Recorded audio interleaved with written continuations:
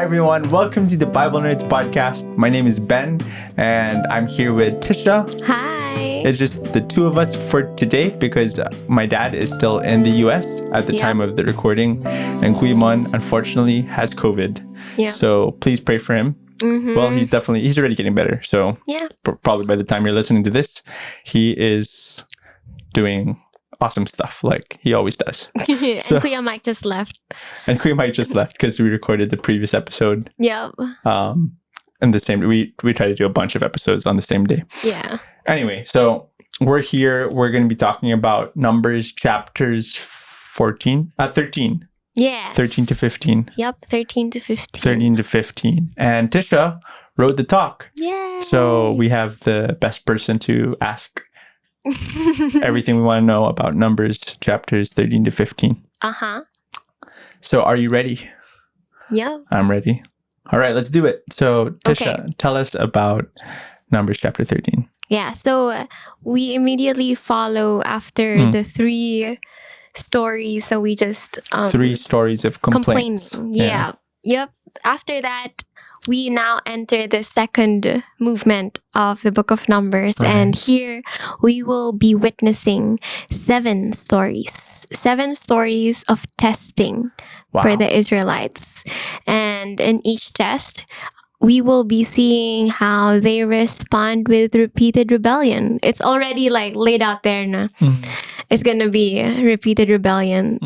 So don't come looking for happy endings. don't look for like a bright side. Like this is like the snowball into sadness. Well, not really. It's really interesting. We were talking on the last episode about this cyclical nature that the Torah has, that the Bible has, how it constantly refers back to particular themes that were initially, explained to us in Genesis 1 to 3. Usually 99% of the time it's Genesis 1 to 3. Yeah. And if you know how to look for these design patterns, then you will know how to read the Bible. Yep. So we're going to be exploring some of those stories today. Yes. All right. So let's get into it. Yep. So the first story, the first testing story, we'll find Yahweh telling Moses, send out men to explore the land of Canaan. This is the land that God promised the Israelites. This is really cool. I remember reading about this in my children's Bible. Right. When I was like 7 years old. And the way it framed it was like a spy thriller. Yeah. James Bond type story. So you think Aaron gave them some secret agent gadgets? Yeah, like spy out the land. Like the ball pen that turns into a telescope or something. And they're all wearing black. Yeah. I don't know if they're wearing black at this time. But So are they actually spies? Like spying, like this is like tactical military strategy? Well, or not really. Not really, right? Yeah. Because when you read it, because that's what my children's Bible. 12 spies. Yeah. That's what my children's Bible said. But if you read the text, basically, it's just 12 men from each tribe who were chosen to see if the land was good or not. Yeah, let's read it. Yeah, let's read it. So Moses tells them, go north through the Negev into the hill country. See what the land is like and find out whether the people living there are strong or weak, few or many. See what kind of land they live in. Is it good or bad? Is it tov or ra? Okay. And it's really interesting because it immediately signals us, the author is already signaling to us now, hey, good or bad? Good or bad? Good or evil? This is the language from Genesis 3. Yep. Right. Yep. And it's with basically the tree of recalling knowledge of good and evil. Yeah, it's recalling that when Adam and Eve faced that test in the garden where they have to trust will they trust Yahweh's definition of good or bad, or will they trust in their own definition? And so by setting this up, go into the land, see. So the point is not to plan for some military tactical strategy. Nope. God's just telling them to see the land for themselves. So like See the first time any of them are going to see the land that God has been telling them about. Right. I'm I was reading the NLT version opened up here. It says here, do their towns have walls, or are they unprotected like open camps? Is the soil fertile or poor? Yeah. Are there many trees? Yeah. Do your best to bring back samples of the crops you see. That doesn't really sound like military strategy to me. Not really. So it's like maybe we're not supposed to think of them as spies, like spy thriller thing, but like kind of like conference delegates, ambassadors. Yeah, I feel like that's the picture here. Like God wants them to see what the land is like, so that they can tell everybody about where God is bringing them all to. Yep. Okay. Yep. So and it happened to be the season for harvesting the first ripe grapes. It just says here. I thought that was cool because like then you would see like grapes. It's like going to Japan and the like cherry blossoms are like out. Oh, I see. I see. I was thinking of like going to Burgundy or Bordeaux and like in a wine growing region. It's like lots of grapes. Anyway, okay, go on. Anyway, okay. So just by asking them, see this land and then tell us, is it good or is it bad? And so, in another way, it's kind of like a test. Yes, in another way, it's the 12 spies are facing a test because once again, humans are given this opportunity to decide whether something is good or bad based on their own wisdom or trust in God's wisdom. Right. So, what did they say about the land? Let's read it. Okay. We entered the land. So this is them. They've come back. They've seen the place. Yep. Right. And then when they went back, this is their report. This is their report. They said, we entered the land you sent to explore, and it is indeed a bountiful country. A land flowing with milk and honey. It is as what God said it is. Yeah. Here is the kind of fruit it produces, and they showed the kind of fruit, and it's really good. That sounds good, right? So a land full of trees and fruits. Abundance of fruits. Milk and honey. It's Eden language. It's Eden language. Right? But, there's a but. However, the people living there are powerful. And their towns are large and fortified. We even saw giants there, the descendants of Anak. And so... Okay, wait, stop here first. So they saw giants. I know. Is it like Hagrid?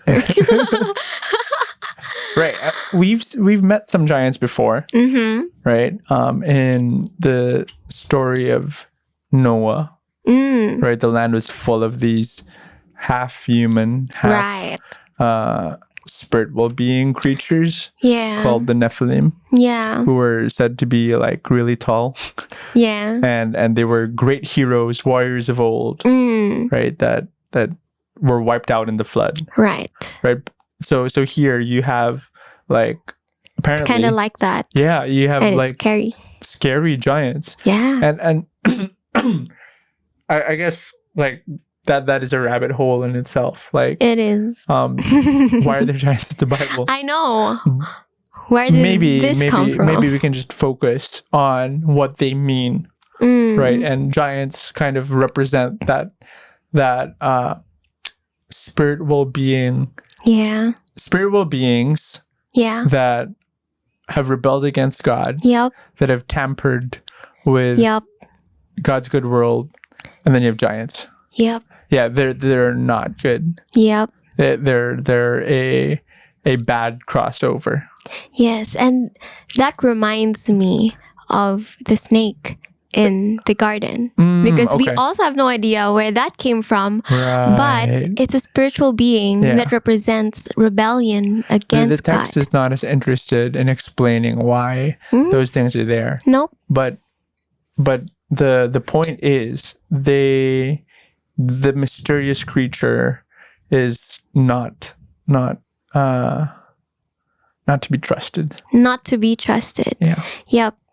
And when they saw this, instead of telling the rest of the Israelites how the land was, as God said it was, as a land flowing with milk and honey, they spread bad reports about it instead.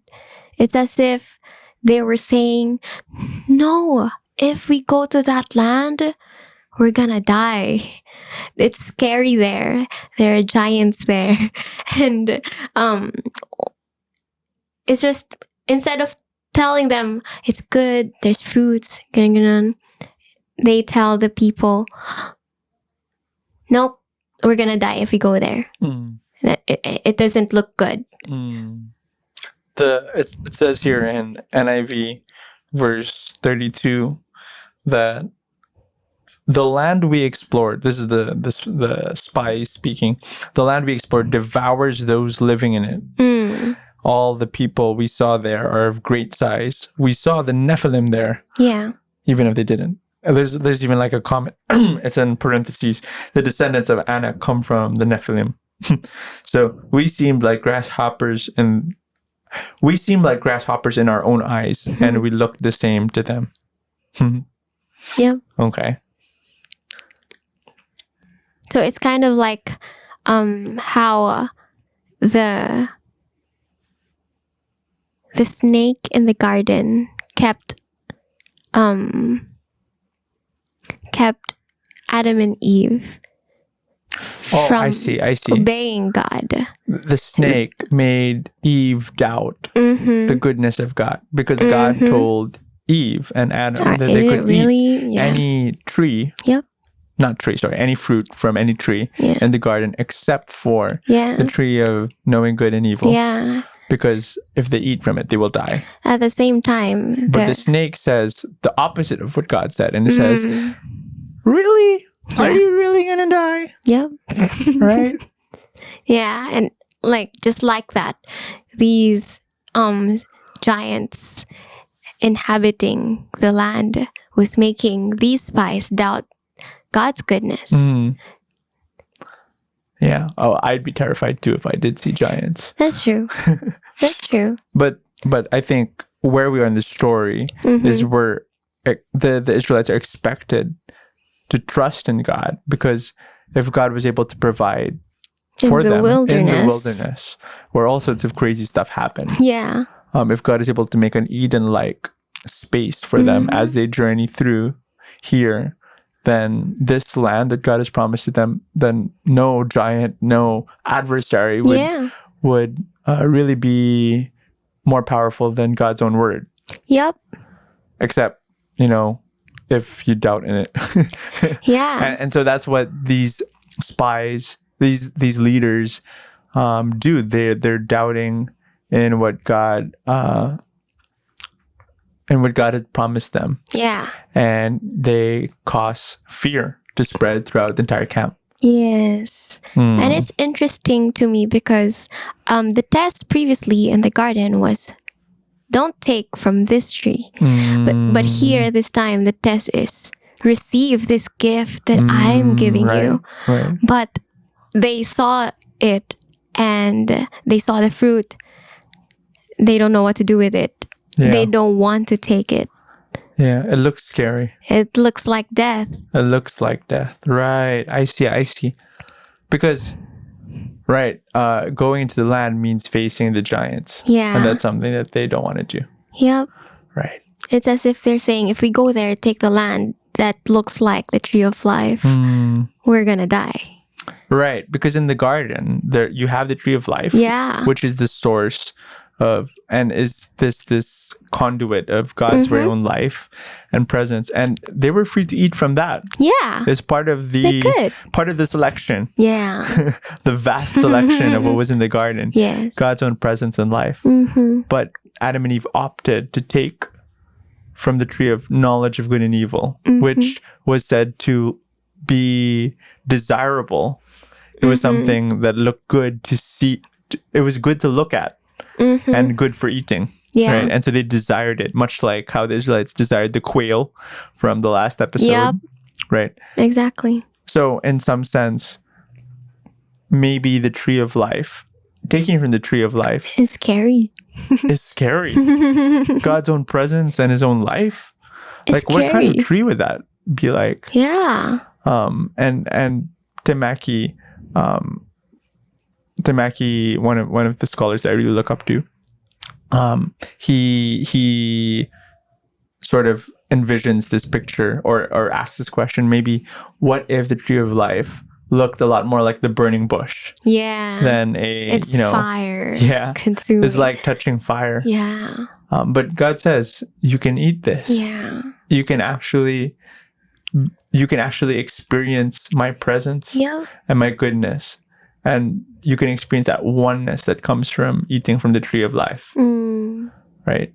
So in the same way, the land that God wants to give them, it looks like fire. Yeah. It's full of giants. Yeah. But God is saying that these giants are not something you have to be worried about. That's right. That I'm going to bring you in and give you the strength Yep. to overcome and to subdue this land. Yes.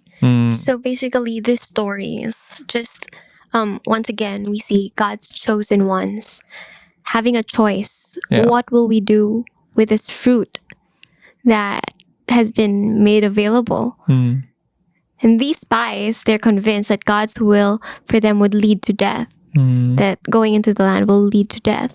So they refuse to eat the fruit of the land. I see. Like Adam and Eve, they made that mistake of trusting in their eyes. Oh, that's really interesting because God is telling them to see the land. Yeah. Right? And in Genesis 3, Eve sees the fruit and sees that it's desirable. Yeah. So here in this, okay, that's really interesting. Okay. So they see the land that it's not desirable for them. Yeah. Yeah, it doesn't work for their... It's not good in their own eyes. I had this picture of like a couple looking for a house, and like, oh, it doesn't have a swimming pool, so gotta cross that out of the list. Oh, the guest bedroom is a little too small. Yeah. Well, okay. To be fair, giants are part of the X out criteria. Yep. Okay. So would you say the mission was a complete failure? Well, we see that a lot of them complained, right? But it seems like not everyone did. There's among the 12 spies, there are 2 people, Joshua and Caleb, who returned with a different report than the other people. And they trusted God's word and boldly encouraged the Israelites to do the same. And let me read it to you, what they said. The land we traveled through and explored is a wonderful land. And if the Lord is pleased with us, He will bring us safely into that land and give it to us. So, He will bring us safely. It's like... Right. It's like it's so funny because they went to the same place, but it's like they had a completely different experience. Yeah. Right. It's like, oh man, it's like that Sunday where I served in Feast Bay Area. And the apparently the worship leaders were not having a great time. They had some like differences with the music director or something or whatever. I don't know, but I was having a great time playing keys, and the rest of the band were like, "Oh yeah, it was like that was a great service." But we didn't know until like 2 weeks later that apparently there was like a whole like I don't know problem with the but it's the same. They went to the same place, but they had 2 different experiences. Exactly. So it's kind of like that. No. Maybe you can read what they said. Yeah.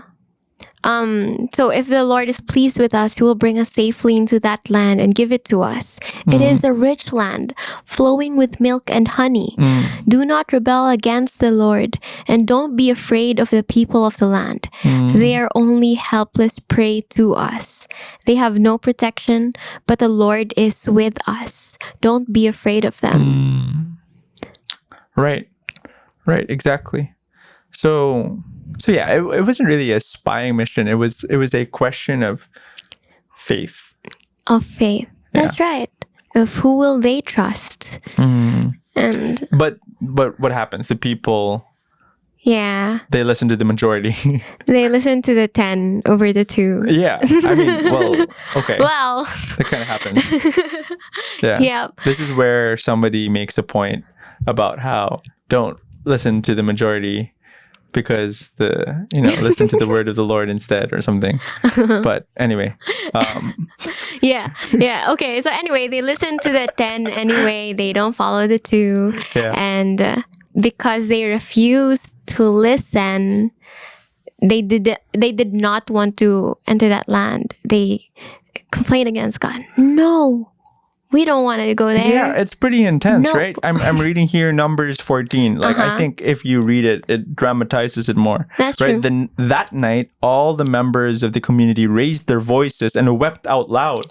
Yes. It's like, they're doomed. We're doomed, right? Yes. You get what I mean? I'm thinking of the picture of Jesus' disciples when they were in the stormy sea on the boat. Yeah, right. Yeah. Anyway, so all the Israelites grumbled against Moses and Aaron, and the whole assembly said to them, "If only we had died in Egypt or in the wilderness. Why is the Lord bringing us to this land only to let us fall by the sword? Yeah. Our wives and children will be taken as plunder. Wouldn't it be better for us to go back to Egypt?"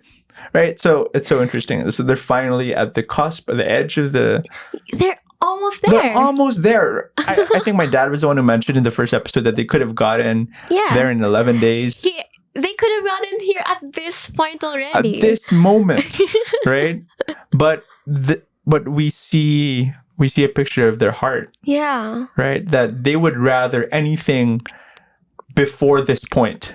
Yep. Whether it was the wilderness or Egypt. But not this land. This land is not good. Yeah. Not good for us. Yeah. Let's exit off the list. That's so crazy. And so they conclude. Their conclusion is, let's choose a new leader. Let's choose a new leader. This tour group is not for us, and we want a different tour guide. Tour guide, take us to Morocco or something. We don't like it here in Canaan. Yep. And so, like, you can just imagine the how painful. Yeah. How painful that is for Moses, and for us reading, this story from Exodus. Yeah. How God had gone through leaps and bounds. Yeah. Trying to bring this people from slavery into freedom, to be recreated into this new people, only for them to say, anything, I don't want this. Yeah, I don't want this. Anything before was better. Yeah. And we don't trust God. We don't trust Moses. We should choose a new leader to take us back to Egypt, because that's better. Yep. And so Moses and Aaron, they fall face down in front of the whole Israelite assembly. And God gets angry, really angry. Really angry. So this is the most extreme that we see. Yeah. God's justice being enacted so far in Numbers, right? Because we've been seeing it escalate in the past few stories, right? God's been getting angry at them, but he's giving them, he's not giving them any severe consequences yet. No. But here we see the sort of the final blow. Like, this is the final blow. They've reached beyond the point of, like, we see what is truly in the hearts of these Israelites. Right. That even after all this time, they still don't trust God, and they still don't trust Moses. Yeah. And so what does God do? He appears to them at the tabernacle, and he threatens to wipe out Israel because of their lack of belief in his words. Which is very harsh. It is. It's actually what they want. It is what they want. They'd rather have death than life in this land. That's so crazy. And God is willing to give it to them. But Moses intercedes for them. So this is one of the cool moments in the Bible where we see a human intercessor who comes before God and partners with him that will affect God's action in the world. That's true. So even if God intended to give the Israelites what they want, also in many ways what they deserve, right? Why would God have to stick up with this snotty-nosed, obnoxious nation that just keeps complaining every step of the way? Are we there yet? Yep. Or not even are we there yet? I don't want this. I don't want this. Yeah. Let's go back home. Yeah. Let's go home. Yep. Moses, he steps into the middle. Yeah. And he says, Yahweh, this is not who you are. Yep. You are a compassionate and gracious God. That's who you are. Yes. And on the account of your name, would you forgive and not bring about this destruction that you intend to on these people? Yeah.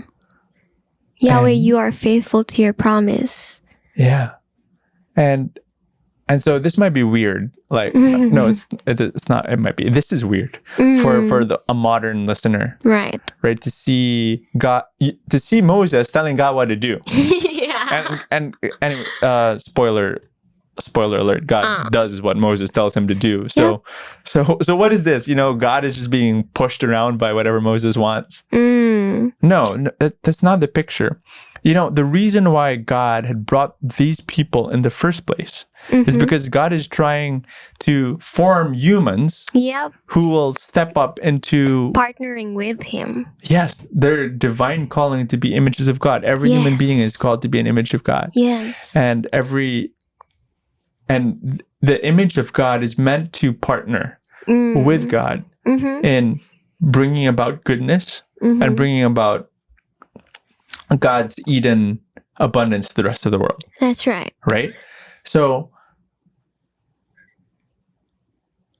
in this long journey that we have witnessed from Egypt all the way to the cusp of the Promised Land, we see one. We see one. We see one human who has learned through time the character of God. Yep. It's not that God forgot to be a good God. No. Right? This is one of the 7 tests. This is one of the 7 tests where instead of allowing God to do something that he actually wouldn't do based on his character, Moses steps up to the plate. Speaks to God. And speaks to God. Intercedes with him. He engages God in vigorous conversation. That's right. Right? Something that only a person who is that close in a relationship. Like if you know somebody, like just an acquaintance, you wouldn't tell them that you have a tinga in your teeth, right? It's not something you would do. Like you just met that person the other day. It's like you have something in your teeth, but but like which is kind of sad because that person he's gonna go throughout the rest of his day not knowing there's a piece of kangkong in between his teeth. But if you were close enough, right? Yes. If you were close enough, if you know that person knows you, you're able to tell them what you actually think. Yeah. And that's what Moses is doing right here. He's telling God, I know you. And what you're saying is this doesn't align. It doesn't line up to who you are, who you told us you are, who you told me who you're going to be. Yes. And Yahweh, if I have found favor in your sight, relent. Yes. Relent from bringing about this destruction. Yeah. And so Moses passes the test. Yep. Moses passes the test. And so God spares the people from complete destruction. However, but yeah, okay. Another but.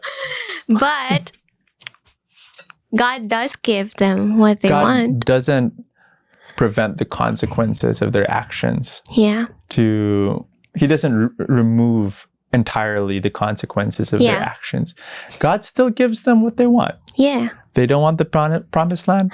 You won't get the promised land. You won't get the promised land. So Yahweh spares their lives, but forbids that generation to enter the promised land. Only their children, who will have to grow up here in the wilderness, will be allowed to enter in. Plus Joshua and Caleb. Plus the 2 spies who passed the test. I had another picture of, that meme. Have you seen that meme of like these 2 humans, and then the human is like playing music, asking Alexa, Amazon Alexa, like the AI, whatever, to play music, please. And then the other guy is asking him, why do you say please? Yeah. Oh, nothing, just to be safe. And then like the next scene is like AI conquering the world. Yes. And the AI is like saying, Let's save that you. He said, please. No, it's nothing like that. It has nothing to do with numbers. Just but it's kind of, they pass the test, they get to enter the promised land. Yeah. Yep. So that's the really, it's heartbreaking. It's heartbreaking that we've gotten this far. Mm-hmm. And even when it was already in sight, the promised land was in sight, they could not enter. Yeah. Because they were not ready. Yeah, they were. They were not ready. They still did not trust God. Mm-hmm. They still did not trust Moses. Mm-hmm. Their minds were still, and their minds and their hearts were still set on Egypt. Yeah. And that's so sad. And so they would have to be exiled outside the promised land. Yeah. It's just like in Genesis 3. Yep. Where Adam and Eve, who were already in the garden, were banished, exiled. They were exiled from the garden because they did not trust in God's provision and his definition of good and evil. Yeah. So after that, after hearing what God said, the people were like, oh, actually, I changed my mind. Let's go. That's actually interesting. That's actually interesting. So there was a group of people who said, you know what? Like now that you said that we can't go to the promised land, I want to go. We changed your mind, God. We're really sorry. We're sorry. I realized my actions. Did they though? They said. The now interesting thing is, so you're right. There's like a group of Israelites that try to take the promised land by force, right? So they go into the land without Moses, without Aaron, without the tabernacle, without the Ark of the Covenant, right? Because when they actually do get into the promised land, it's always the Ark of the Covenant leading them into it. Here, it was just a bunch of hooligans. They go without the presence of God. They go without the presence of God, and they are utterly crushed. Yep. Utterly crushed. Yep. And so it really shows that, it's not going to be through Israelites' might. Yeah. It's not going to be through their power. It's the land is not something that they even deserve or that they're going to earn by being good people. Yeah. No, it's going to be a gift from God. Yeah. And they will be able to receive it only if they are ready to trust. That's right. So it's a sobering, heartbreaking reality that I think we need to meditate on. Yeah. That sometimes we can be so hard-headed, right? In what we want. Yeah. That even if God is leading us to a place that is far better, we choose Egypt. We choose the wilderness. We choose the past. And so God gives it to us. Yep. God gives it to us. It's sad if God was, if I just have this picture in my mind that like if God was like so smart and like, why doesn't he just do what's best for us by giving us like the thing that we didn't want, but it's better than what we want, and so we can just like, oh yeah, God, you were right. Why didn't you? But I think that's not how God thinks. He's not efficient. He's not efficient according to human standards. Right. God actually wants to be in relationship with people. Yeah. And, even if it is sad that these people are going to die in the wilderness, that doesn't mean that they're banished from God. God's presence is still going to be with them. Yep. And God can still have a relationship with these people here in the wilderness. That even if this generation is going to never enter into the promised land, that doesn't mean that they can't enter into a relationship with God, which is something that I was thinking about. And so even if they had to settle for their version of happiness, which is not cool. Yeah. That doesn't mean that it was the end all for everything. God will still be with them. God will still be with them. And it's up to them whether or not they're going to learn from their mistakes and to teach their children to obey in God's laws and commands and to trust in God's definition of good. Yes. That's going to be their new role and responsibility, which we will see whether or not they live up to. But yeah, it's fascinating. Numbers chapter 13 to 14. They were so close. They were so close. They were so close, but there's going to be many more. They blew it. So the rest of the numbers is actually going to be set in the wilderness as we wait for the new generation to grow up and get ready to enter in the promised land. Yeah. But for now, we meditate on these things that maybe we need to trust more. When God shows us, this is it, like we say, when we say yes to His good and not our version of good. Yeah. Really powerful. The Bible is really cool. Okay, so I hope you learned something. And were compelled by this part of Numbers, as it is also saddening and but I think speaks to the heart of the human condition. But there is hope. There is hope. There's hope that because God is faithful. He is who He says He is. Yes. And that humans can actually partner with God. Like when we see Moses in his shining moments. And Joshua and Caleb. Maybe one day there will be a new Joshua who will lead people into the new creation. Amen. Yeah, which is obviously we're talking about Jesus. Whose name is also Joshua, but that's a different. Actually, it isn't, but it's close. Anyway. So with that, thank you for listening to the Bible podcast episode with me and Tish, and we will see you for the next one. See you. Don't forget to subscribe. Bye. Ciao.